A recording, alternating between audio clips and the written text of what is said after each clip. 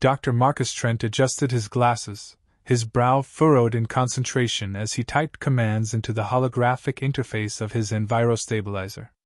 The machine, a sleek, cylindrical device with glowing blue conduits, hummed softly as it calibrated for the next phase of terraforming.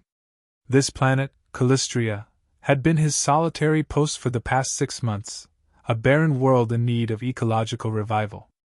Another day, another patch of dirt to save, Marcus muttered to himself, his voice carrying the dry humor of someone who spent more time talking to machines than to people. He looked out at the lifeless expanse beyond his station, the horizon bathed in a soft orange hue under the planet's twin suns. For all its desolation, Callistria had a quiet beauty that Marcus appreciated. He activated the envirostabilizer, and the machine extended a slim, flexible nozzle. A precise stream of biotic compounds began to inject into the ground, sparking faint green tendrils of life in the otherwise gray soil. Marcus allowed himself a small smile of satisfaction. Good. At least something here responds to me. As he bent down to inspect the results, a shadow fell across him. Marcus straightened abruptly, his heart skipping a beat. He wasn't expecting visitors.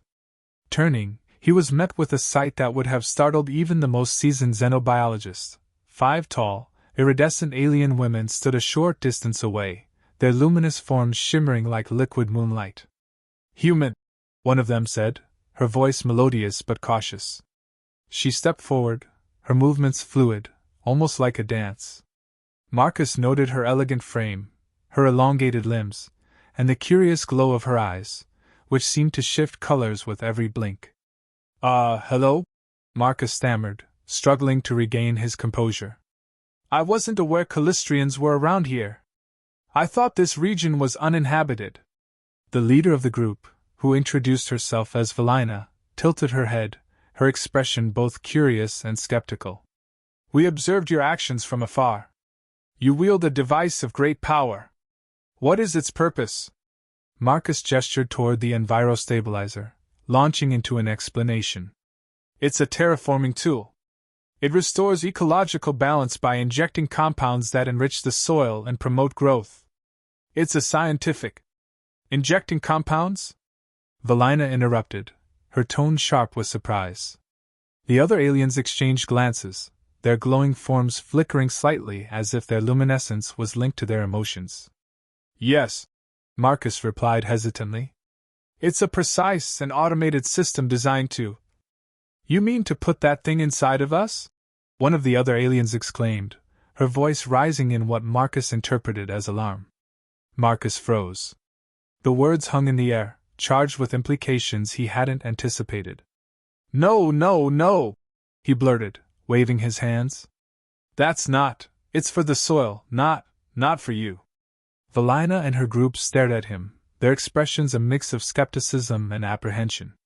"You inject life into the ground," Valina said slowly, her voice carrying an almost reverent tone. "You bring vitality where there was none. Could such a process not also revitalize our own declining lineage?" Marcus blinked, the misunderstanding dawning on him in an instant. His face flushed with a mix of embarrassment and disbelief. "This isn't. It doesn't work like that. It's a machine, not..." The alien women leaned closer, their towering forms encircling him, their luminous eyes fixed on his increasingly panicked expression. "You hesitate," Valina said, her tone softening but still laden with curiosity. "Is it because our physiology is incompatible, or do you require a different medium?" Marcus took a step back, holding up his hands defensively. "I think there's been a huge misunderstanding here. The envirostabilizer is for terraforming, not for, anything biological in that sense. It's purely scientific." "Scientific?" one of the other women mused, her voice carrying a note of awe. "You wield science that can reshape worlds. Surely it could reshape us." "No," Marcus said firmly, though his voice wavered under the intensity of their stares. "Absolutely not. That's not what this is for. It's not even remotely in the same field of study." Valina stepped closer, her expression softening further. "Forgive our forwardness, human. We mean no offense. But our species has struggled for many cycles. Our ability to bring forth new life has diminished. When we saw your device, we believed it to be a beacon of hope. Marcus sighed, his initial panic giving way to an awkward sympathy. I understand, he said carefully. But I think you're attributing capabilities to my equipment that it doesn't have. It's not personal. It's just a tool. The aliens seemed to ponder his words, their shimmering forms growing dimmer as if reflecting their collective disappointment. We see, Valina said finally, her voice quiet. Still, your presence here is significant. Perhaps your knowledge, if not your device, can guide us. Marcus felt a pang of guilt as he watched their hopeful expressions falter. Despite the absurdity of the situation, he couldn't help but admire their resilience and determination. Maybe I can help in other ways, he offered, though he wasn't entirely sure how. Valina's glow brightened slightly, and she inclined her head. We would be grateful for any assistance you can provide, human. Your arrival may yet bring the salvation we seek. Marcus forced a smile, his mind racing to figure out how to handle the unexpected turn his quiet assignment had taken. Right. Let's take this one step at a time. Marcus found himself seated in the center of his small outpost, the alien women now inside, their luminous forms casting a soft glow across the metallic walls. Valina and her group seemed to be examining everything with unrestrained curiosity, their delicate fingers brushing against the equipment, their eyes wide as they observed blinking lights and holographic displays. Your technology is fascinating, one of them remarked, her voice lilting with genuine admiration. Thanks, Marcus replied, his voice tinged with nervousness. But, careful with that. It's calibrated too. A soft chime interrupted him as one of the aliens accidentally activated a monitor. A holographic projection of the planet's ecological state appeared, highlighting the areas Marcus had already terraformed. This is your work? Valina asked, her tone carrying an almost reverent awe. Marcus nodded. Yeah. It's a long process, but it's starting to show results. Another alien, younger and more impulsive, leaned closer to the projection. You breathe life into the land, she said, her voice tinged with wonder. We've never seen such a capability. Marcus scratched the back of his neck, feeling the weight of their attention. It's not exactly breathing life. It's more like providing the right conditions for it to happen naturally. But isn't that what our people need? The younger alien asked, her glowing eyes meeting his. Conditions to thrive again? Marcus paused, unsure how to respond without reigniting their earlier misunderstanding. It's different when it comes to, living beings. This equipment is designed for ecosystems, not individuals. And definitely not for. He trailed off, gesturing vaguely, hoping they'd pick up the implication without further explanation. The room fell silent for a moment, the aliens exchanging glances. Finally, Valina broke the tension with a small, graceful laugh. Human, you seem uncomfortable discussing this. Is it a taboo for your kind to speak of such matters? Marcus felt his face heat. It's not taboo. It's just not something we typically associate with terraforming equipment. The aliens seemed to process this, their expressions softening. We mean no offense, Valina said gently. Our intentions are born from desperation, not impropriety. I get that, Marcus replied, his tone softening as well. And I want to help if I can. Just not in the way you're imagining. Then how? Another alien asked, her voice carrying a hint of frustration. If your device cannot aid us directly, what other solutions can you offer?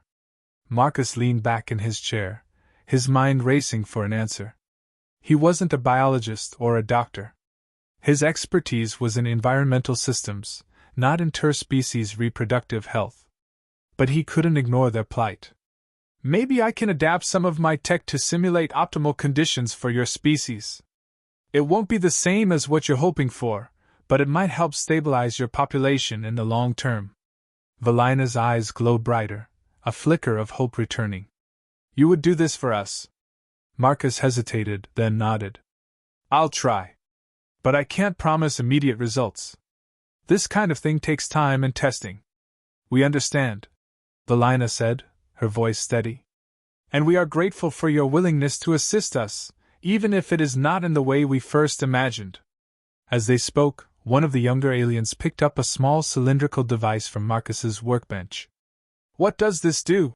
She asked, holding it up for inspection. Marcus quickly reached out to take it from her. That's a sample analyzer. It's for testing soil composition. Not very exciting. The alien tilted her head, clearly intrigued. Your world must be rich with such devices. Do all humans possess this level of ingenuity? Marcus chuckled despite himself. Not exactly. I'm kind of a specialist. Most people don't spend their days tinkering with machines like this. Valina's expression grew thoughtful. Your dedication to your craft is admirable. Perhaps it is not your device that holds the key to our salvation, but your intellect and perseverance. Marcus wasn't sure how to respond to that, so he simply shrugged. I'm just doing my job. The younger alien leaned closer, her glowing eyes studying him intently. You underestimate yourself, human. Your kind has a remarkable ability to adapt and create. It's why you've managed to reach worlds like ours. Marcus shifted uncomfortably under her gaze. I think you're giving me too much credit. But thanks, I guess. The aliens seemed to accept this answer, though their expressions remained curious. Marcus realized they were as fascinated by him as they were by his technology. It was both flattering and unsettling. As the conversation continued, the atmosphere in the room grew lighter. The aliens began to share stories of their own struggles and triumphs, their voices weaving a tapestry of resilience and hope. Marcus listened intently, his initial discomfort giving way to genuine interest. For the first time since arriving on Callistria, he felt a sense of connection, not just to the planet, but to its inhabitants. Despite their differences, they shared a common goal: survival and the pursuit of a better future. And for Marcus, that was reason enough to try. As the days passed, Marcus worked tirelessly to modify his equipment, determined to find a solution that could benefit the aliens without venturing into the awkward misunderstandings of their earlier conversations. His workspace transformed into a controlled chaos of tools, wires, and holographic schematics. The alien women observed him with unwavering interest, occasionally offering their assistance despite their limited understanding of human technology. Valina, in particular, proved to be an eager learner, her questions insightful and persistent. Why does this device hum when you activate it? She asked one evening, leaning close to watch as Marcus soldered a connection.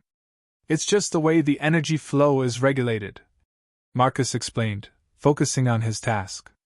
Keeps the system stable. And this will create the conditions you spoke of? It should. If I'm right, it'll mimic the optimal environment for sustaining your species' biology. It's not a miracle cure, but it's a start. Valina nodded, her expression thoughtful. You put great effort into this, human. Yet I sense you remain uncertain of its success. Marcus paused, setting down his tools. Science is about trial and error. There's always uncertainty. But I'll do everything I can to make this work. The sincerity in his voice seemed to resonate with Valina, and she offered him a small, encouraging smile. Your determination is admirable. Meanwhile, the younger aliens found ways to entertain themselves, exploring the outpost with a mix of curiosity and mischief. One of them accidentally activated a drone, which promptly began hovering around the room, emitting a series of beeps and flashing lights. Careful with that! Marcus called out, quickly moving to deactivate the device. The alien grinned sheepishly. It is fascinating how even your smallest creations seem alive. It's not alive, Marcus said, shaking his head. Just programmed to follow certain instructions. Like a helper. The alien tilted her head. Would you consider us your helpers, then? Marcus chuckled. If you want to be. But no touching the drones, okay? The playful exchange lightened the mood, and Marcus found himself gradually growing more comfortable in their presence. Despite their initial misunderstanding, the aliens' genuine interest in his work and their willingness to assist endeared them to him. One evening, as the sun dipped below the horizon, casting a violet glow across the planet's surface, Velina approached Marcus with a small, glowing object cradled in her hands. "This is a fragment of our past," she explained, holding it out to him. "A piece of technology from our ancestors. Perhaps it will aid you in your efforts." Marcus accepted the object carefully, examining it with a mix of curiosity and reverence. It was unlike anything he had seen before, its surface etched with intricate patterns that seemed to pulse faintly with energy. "Thank you," he said, his voice filled with genuine gratitude. "I'll see if I can integrate this into the system." As he worked to incorporate the alien artifact, Marcus found himself marveling at its complexity. It was a stark reminder of how much their species had once achieved, and how far they had fallen. "It's beautiful," he murmured, more to himself than anyone else. Velina, who had been watching quietly, stepped closer. "It represents hope," she said softly. "Hope that our people can rise again." Marcus glanced at her, their eyes meeting. In that moment, he felt a profound sense of connection, as if their shared efforts were bridging the gap between their worlds. The following day, Marcus unveiled his modified equipment, now enhanced with the alien artifact. The device emitted a soft hum, its energy field radiating a gentle warmth. "This should create the conditions I talked about," he explained. "It's not a perfect solution, but it's a step in the right direction." The aliens gathered around, their expressions a mix of anticipation and hope. Velina stepped forward, her gaze steady. "We trust in your efforts, Marcus." Taking a deep breath, Marcus activated the device. A shimmering field spread across the room, its light dancing like fireflies in the air. The aliens watched in awe, their glowing forms reflecting the device's energy. For a moment, there was silence. Then, one of the younger aliens exclaimed, "I feel different. Lighter." Velina placed a hand over her chest, her expression one of quiet wonder. "It's as if the weight of our struggles has been lifted, even if only slightly." Marcus allowed himself a small smile. "It's working, then. This is just the beginning. We can refine it, make it better over time." The aliens turned to him, their gratitude evident in their luminous eyes. "You have given us hope, human," Velina said, her voice steady. "More than we could have ever imagined." As the evening wore on, the group sat together, sharing stories and laughter. The initial awkwardness that had defined their meeting was now replaced with a sense of camaraderie. For Marcus, it was a moment of quiet satisfaction. He had come to Callistria expecting isolation, but instead, he had found connection and purpose. And for the first time in a long while, he felt truly at home.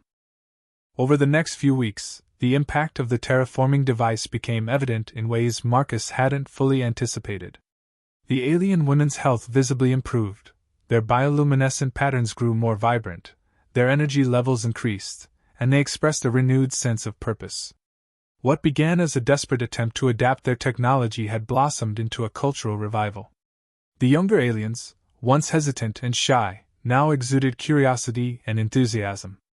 They often crowded around Marcus, asking endless questions about Earth, his species, and the philosophies behind human innovation.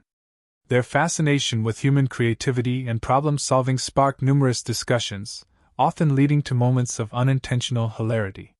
"Human art seems so chaotic," one remarked as she examined a hastily drawn sketch Marcus had made to explain a concept. "It's not chaos," Marcus replied, suppressing a chuckle. "It's abstract. It's meant to evoke emotions or ideas rather than follow strict rules." "Evoking emotion is strange," another alien said, tilting her head. "We communicate emotion through patterns, not chaos." Marcus grinned. "Well, on Earth, chaos is sometimes beautiful." The aliens pondered his words, their expressions a mixture of confusion and intrigue. Marcus found their earnest attempts to grasp human culture endearing, and he enjoyed the opportunity to bridge their understanding with humor and patience. Velina, however, remained the most steadfast in her dedication to learning. She spent long hours with Marcus, delving into the intricacies of his work and sharing insights about her own species' history and struggles. "We once thrived," she said during one of their late-night discussions. "Our ancestors were explorers, creators, visionaries. But over time, We became complacent, relying too heavily on what already existed. When our world began to change, we weren't prepared to adapt. That sounds familiar, Marcus replied thoughtfully. Humans have faced similar challenges. We've had to learn the hard way that survival means adapting, and sometimes letting go of the past. Valina regarded him with a quiet intensity. And yet you came here to help us. Why? Marcus hesitated, then said, Because I know what it feels like to want a second chance.